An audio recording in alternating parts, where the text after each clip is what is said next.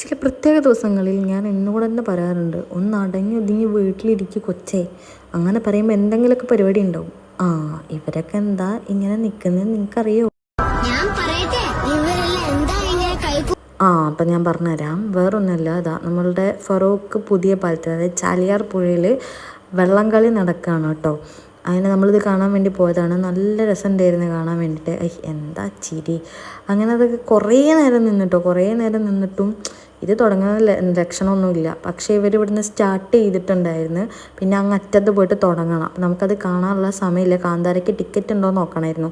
കാന്താരയ്ക്ക് ടിക്കറ്റിന് പോയാൽ നമുക്ക് ലോകയ്ക്കാണ് ടിക്കറ്റ് കിട്ടിയത്. ബാക്കി ഹൗസ്ഫുൾ ആയിരുന്നു.